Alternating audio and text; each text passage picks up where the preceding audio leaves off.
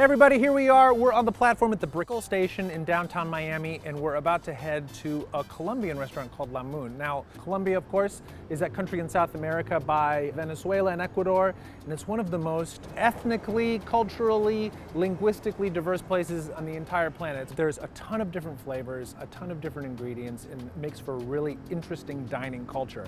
Tonight, though, at La Moon, we're gonna focus on the crazy street food culture in Colombia. You'll see hamburgers with 8 or 9 different sauces. You'll see hot dogs with all different kinds of meat that you didn't even know belonged on hot dogs, and street corn. But then they'll also have more traditional home-style dishes like sancocho, which is a traditional stew. We're gonna head over to La Moon right now.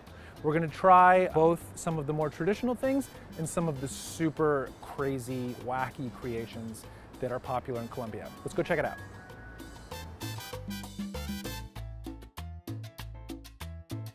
I heard there was like another Colombian place and you guys were competing a little bit. Yeah, in Colombia, there's a lot of competition between who has the best fast food. Let's say you would sell a hamburger and your hamburger had just a meat, cheese, lettuce, tomato, onions, and one sauce. I have Lucas's Crazy Hamburgers here on my corner, so I serve. I'm your next door neighbor and I'm not making enough money, but I'm trying to compete you. So I'm gonna invent more sauces and make a bigger burger for me. But why would you do that to me? Why are you trying to put me out of business, Emily? I thought we were friends. No. She's like, no, we're not. So the other place is like Colombian and Venezuela. Okay. So we competed a lot in the arepas because that's a big thing in Venezuela, but in Colombia it's a big thing as well. It all started off with them having arepas and us having the same arepas.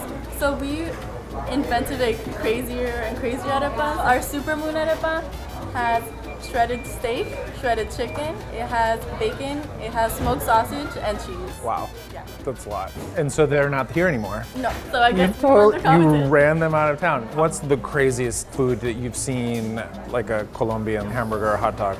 Okay, in Colombia, it's not in a burger, but in a pizza, they will put condensed milk on top of a pizza. You've gotta be kidding. I tasted it, it was really good. It was really good?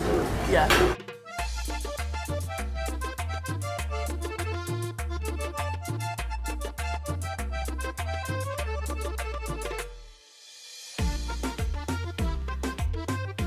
This is absurd.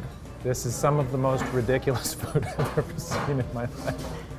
But at the same time, this is what they've created in Colombia, which is sort of food for sport. It is willfully silly and ridiculous, which is sort of fun.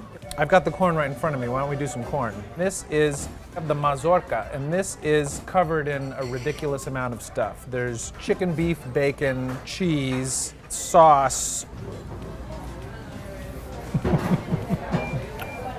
I mean, it's an assault on your mouth. But I have to say, as someone who likes junky food, it's pretty good. And if anyone who's ever watched a show, you know I love corn. Let's bring a little hamburguesa. This is the arepa, and the arepa is made with maize. A million things on it, including a fried egg, including cheese, including ham, and the bazillion sauces. Say a prayer for me. Here I go. This is kind of good. It blends together into a delicious mess. They've kept this amazingly compact. This has a bazillion things on it and it's not falling apart. I can't eat too much super hamburguesa because I've got super perro caliente on deck. This is the one I'm sort of most afraid of. I don't know how to approach it. Wow, is this one continuous bun? It is. That's impressive. Again, wish me luck. I may not come back from this. Confusing, but good. Again, a million sauces, how do you know which one's which?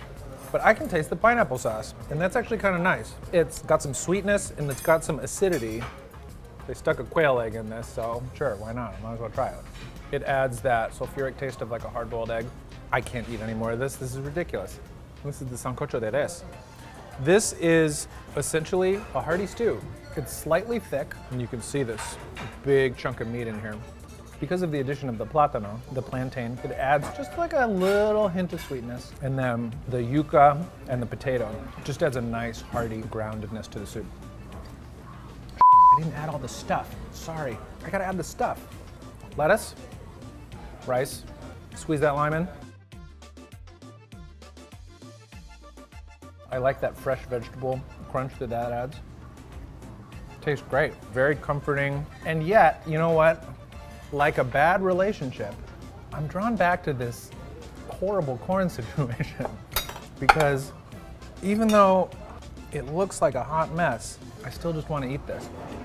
So I think the lesson is, in Colombia, there's room for all of these things. You can have the sort of traditional, age-old cures that your grandma makes, sort of that comforting sensation of something that's a recipe that's been passed down for decades.